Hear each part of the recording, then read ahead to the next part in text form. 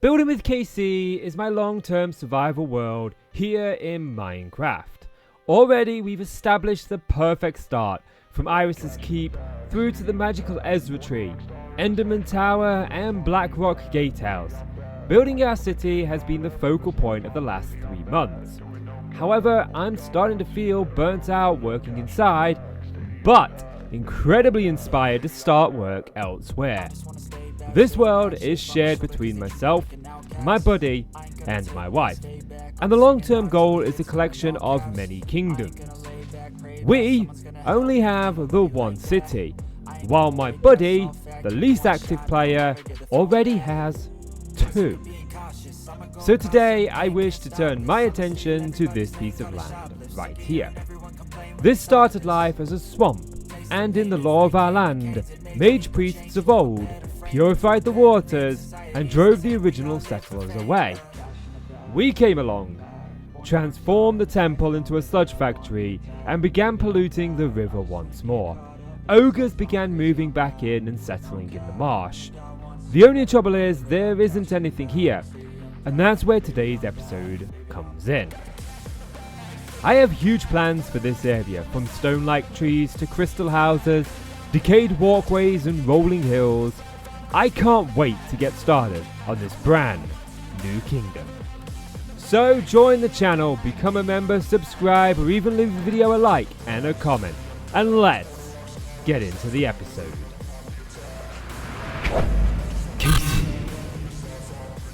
Now, my first job was to figure out where I was going to start. And that got me to thinking about how was the people going to enter the swamp, and I had 2 real options. The first idea was this river right here, which is going to go all the way up here and merge with this river right here. The trouble was, a lot of this land is largely unfinished, and so I didn't know quite where everything was going to line up. My next thought was the one that made the most logical sense. Yeah, and that would be to come out of the sludge factory and have like a hill that goes down into the swamp. For the way down, I wanted to use some mud bricks from Biomes Aplenty, which meant finding a specific biome where this generates and digging it up. With a bunch of it gathered, it was time to head back on home. Then I started by smelting down the mud balls. This then allowed me to craft up the mud bricks that I wanted, and I think these combined with mud are going to look really nice. Now to begin with, I just wanted to get an idea of how steep this incline was going to be. So I started crafting it out of stone with the intention of putting the mud brick on top of it. And that gives us this shape right here, which I like. I think this is going to be nice. It starts out thin, but then it gets bigger and bigger as we go down.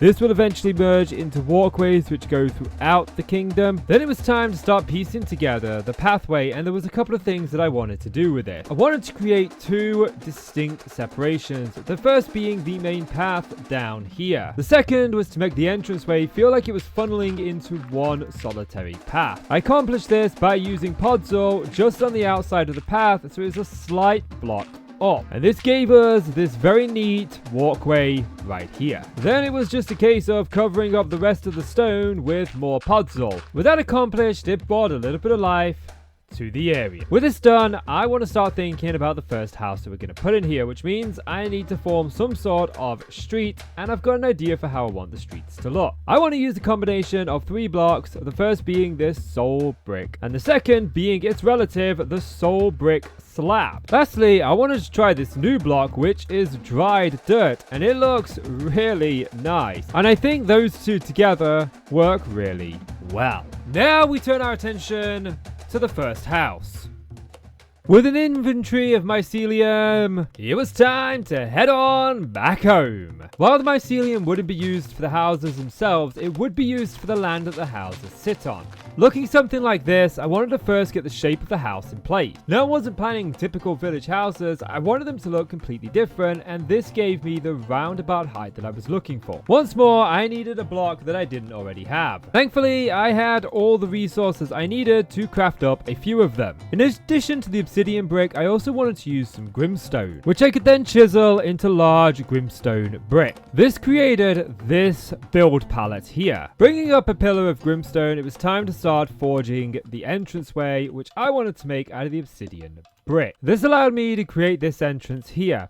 Now, a lot of these ogre houses are going to be producing glass, so I knocked out the bricks behind. And since red dye is something I already have a lot of access to, I decided to put red glowstone behind it to symbolize this is a building that will be producing red glass. Adding in some steel fences completed the lot. Next, I wanted to add some windows into the build, so I started trying with different archways until I found one that I liked. That one being this one right here. Then I had to turn my attention to the sides, which oddly enough was fairly easy. It was just 3 blocks and then a stair facing into the window paired with another stair. With that, we had the downstairs of the house in place. Now, I wanted to know exactly which house was producing which glass at a glance, so I decided to add in the flower related to the dye on the windowsill. Then I brought in a window made of the exact same colored glass. To help light up the area, I added some blood-stained lanterns to the top of each of the fences. And I capped the top off with some obsidian stone. Now it's time to put in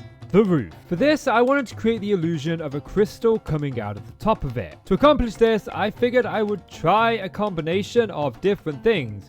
First, by bringing up a pillar 5 blocks tall, which I wasn't a big fan of, but I decided to roll with anyway. Next, inside in the center, I brought up a pillar 1 block tall and filled in the blocks in between with enlightened glass. This has a special property that it actually emits light. Next, I wanted to give the top a bit of a point.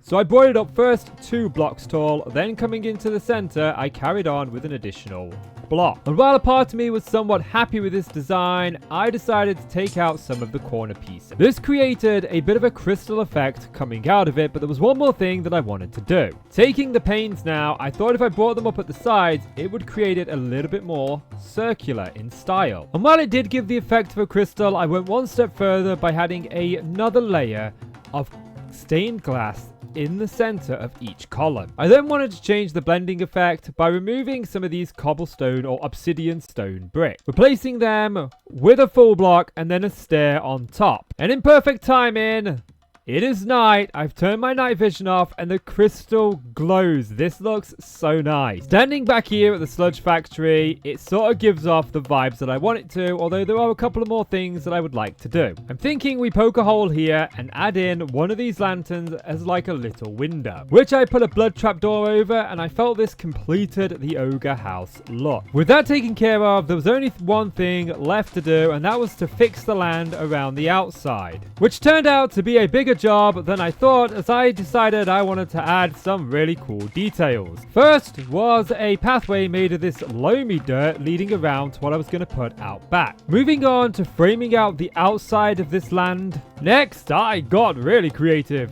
I decided that the ogres needed somewhere to bathe so that they could wash themselves and get clean. So I started working on a bath that was just outside the ogre's house. After filling the base with soul sand, it was time to empty the water within, which I then filled with sludge, which ended up coming out a lot better than I had envisioned, but not quite as good as I had hoped. The final thing that I wanted to add to bring this house to life was a magical tree out back. For the many trees that I wanted to add in here, I definitely wanted to bring some color in, and so I chose to use these blocks tipped with blue leaves, hoping that the contrast would be rather pleasing. The final product created this like bluey green tree that I want to spread all over the swamp.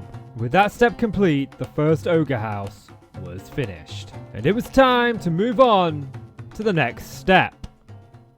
The swamp itself is quite large and vast, so to help me decide exactly where all the other buildings were going to go, I started framing out where the pathways were going to lead. Once I had a rough outline of where each path was to go, it was time to start widening the path and adding in the soul brick. After nearly 2 hours of block placing, I finally had all the roads in place. And I'll tell you something, just looking at it now, it's significantly better than it was when we first started. We've got avenues, we've got pathways to go down. It looks really, really good, but it needs more work. Taking a look at the map, you can see that it now feels like it's a part of the world that we are crafting and not just a bit that we forgot about, which is really, really good. We've got an avenue here which I want to put a bridge going over to my buddy's kingdom, another bridge going on to another piece of his land here. I figured we could take a bridge or some sort of walkway over here. We've got this connecting to this piece of land. We've got this connecting to this piece. And we've got 2 more over here with a bridge to go here. So we are quite well connected. Now, I can't do any of these bits here because this is my buddy's territory. It's up to him to build those. We can do some here, at least in the future. Right now, I want to stay within the swamp and I want to keep focused on expanding what we've already got. Because currently, we only have the one house and there are 16 different colors. And I want one of these houses that looks very similar for each of the 16. Which means I've got to decide exactly where I'm going to put them. Now that I've marked out 17 locations for these, I need to get the mycelium roots in place. On a side note, I went for my mycelium and realized that I only had 64. Which is strange because I knew that we mined a bucket load of it. So I came back here and I changed out my drives from up here and I just stuck them over here. And then all of a sudden, they started appearing. But more than that, if you remember in the last episode, I lost a bunch of my smart cables, and now they're back. Which is somewhat puzzling, because I'm not overusing the channels. This leads up to a stack of those, and they're not connected. So this one leads right up just to this one column, which is this one right here. We've got 1, 2, 3, 4, 5, 6, 7, 8. There's none below that. Like, that is... There, look.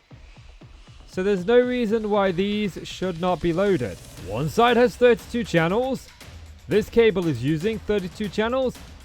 This cable up here is an 8 cable channel. So we're using 8 there. We're using another 8 over here. Another 8 here. And another 8 here. This isn't connected to this. So there's no reason why those should not be loaded.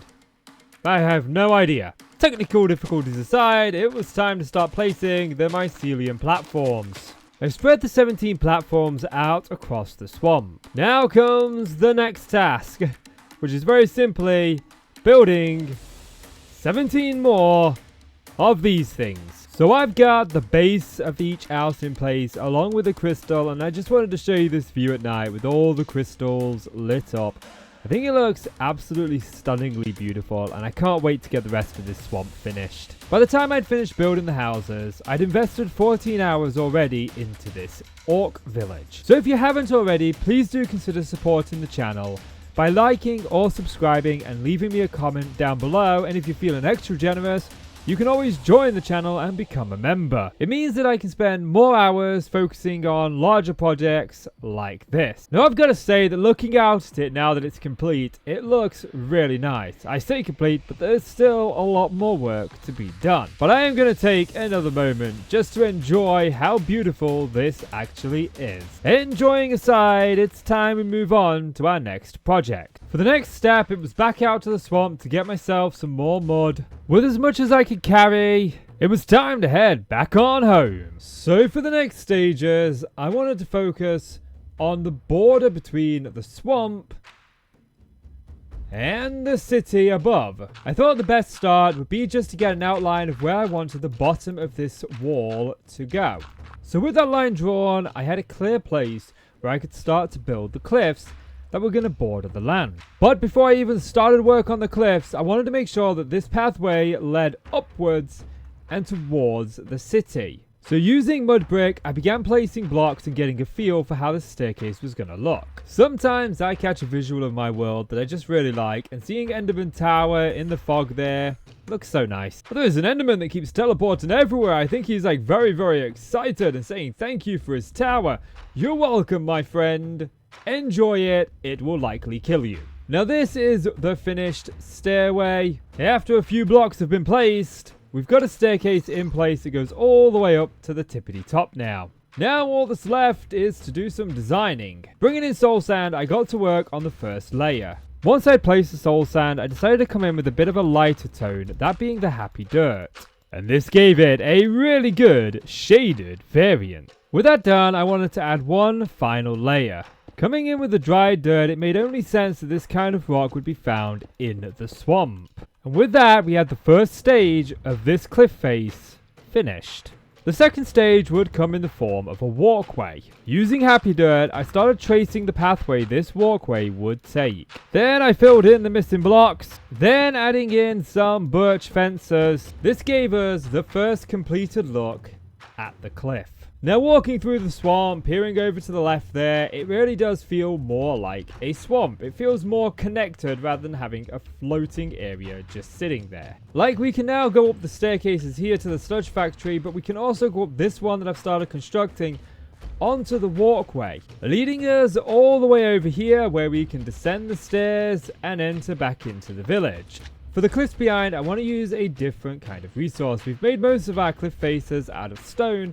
This one I want to feel different, and I'm toying between granite, and if we peek over here, we've got limestone. I think the limestone blends better, whereas the granite just seems a bit harsh, so perhaps we make the cliffs out of limestone. I was just walking through here having a sleep, and I had a peer up, and I'm already loving it. They're still very geometrical, I know, we'll detail them in a moment. I've got the ones to do over there, but I just wanted to take a moment to show you the progress thus far. Once the limestone layer was finished, there were just a couple of odd jobs that needed to be taken care of. The first was where the cliff itself blended into the sludge factory. Now I'm thinking of a few different ideas that we could use here, but I think this is pretty much the same level, 74, as this is over here, if not just a 1 or 2 blocks. It's the same, so what we could do is we could actually bring a pathway through here and connect it up. Now, one of the problems merging this is this rough edge here. And I'm going to try keeping it in style with what we've got going on in the swamp. So we're going to use these sort of mud bricks here, so dried mud with birch fences. And I think that'll create a very nice partition. Yeah. Then I want to go ahead and do the exact same thing on the other side.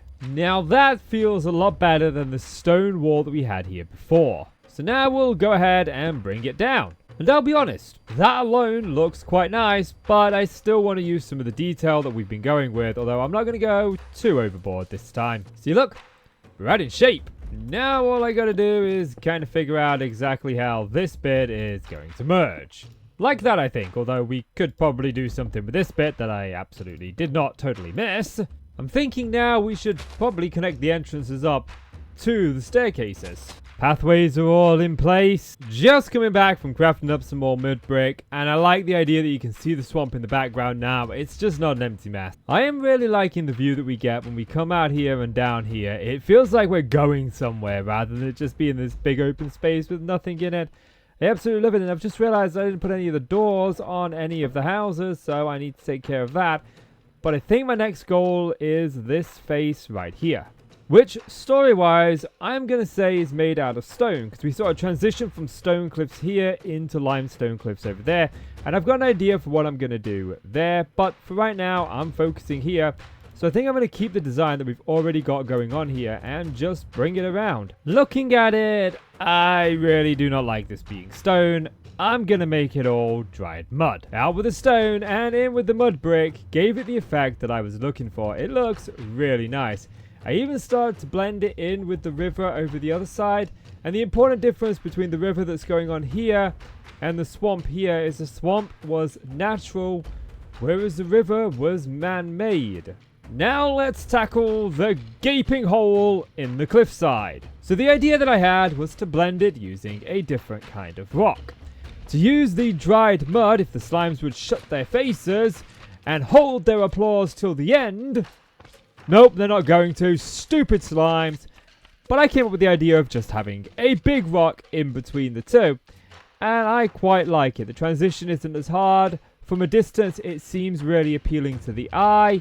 I really like it. After another 6 hours IRL, I finally had all of the cliffs in place.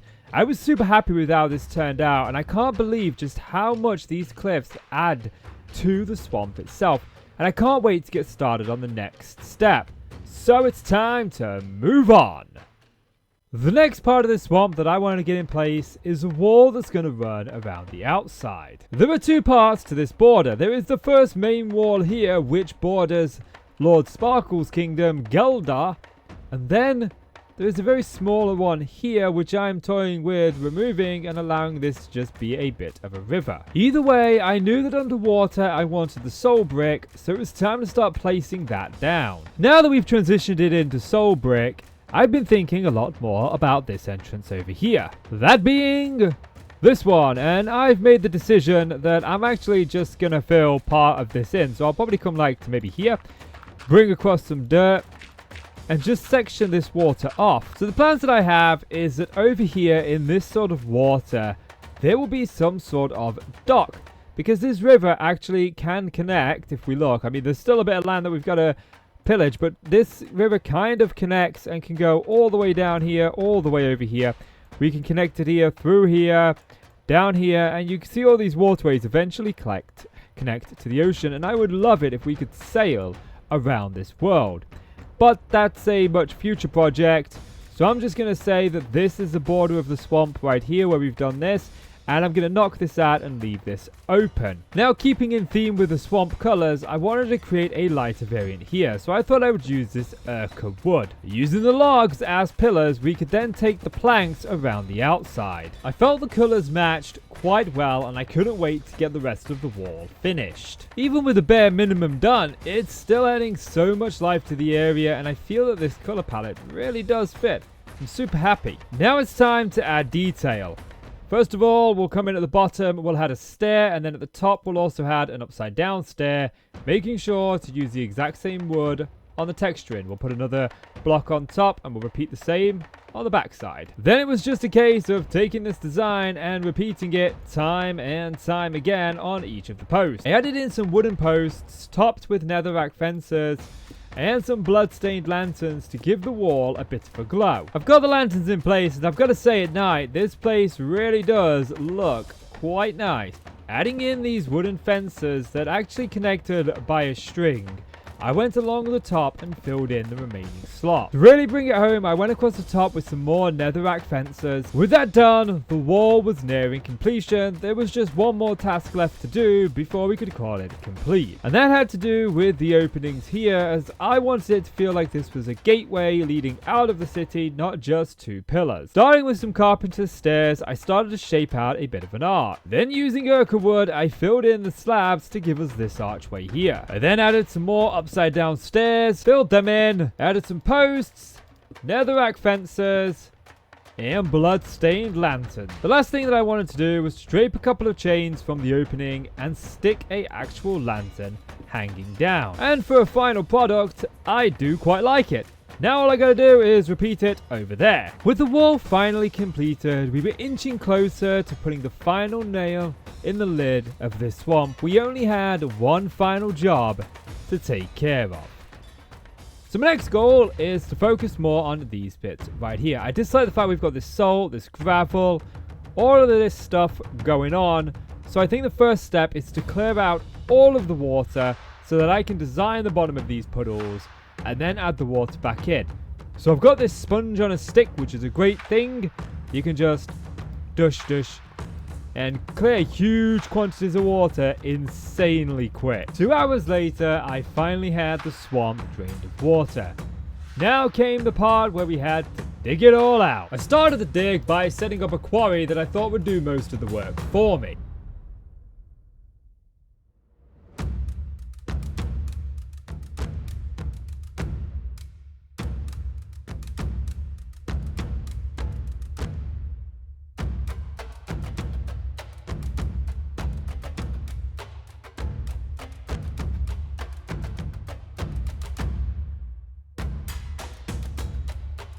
I've used the quarries in the areas that I felt it was safe to use it, but the rest I'm gonna do by hand. I don't want to go into any of the underneaths of these or the cliffs or anything.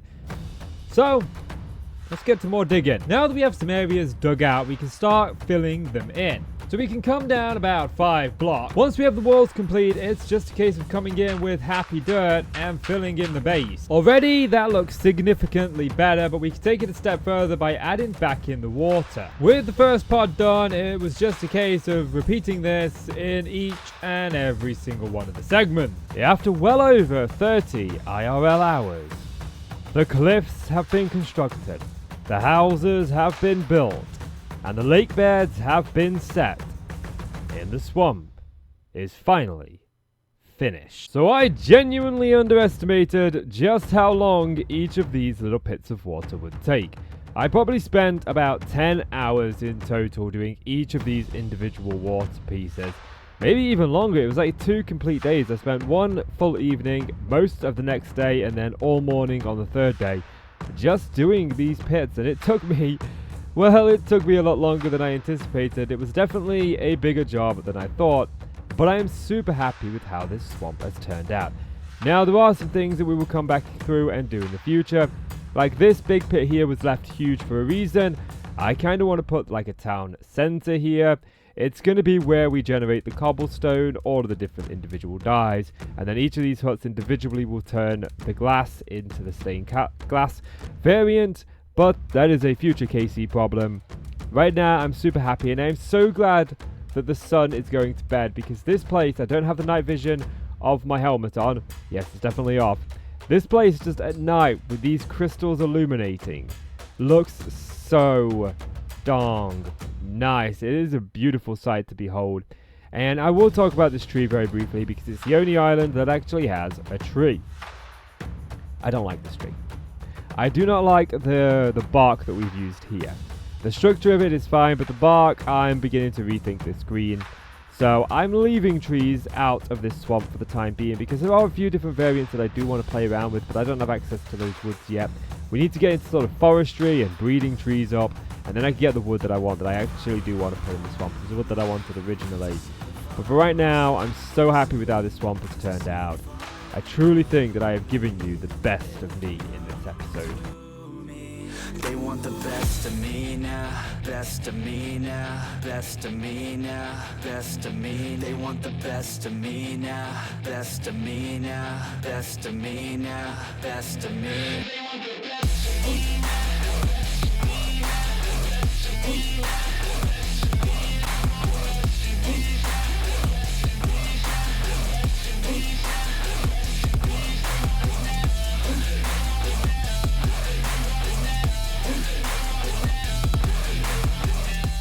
So I couldn't be happier with that swamp. It looks so nice, and it turned out the way that I envisioned it in my head.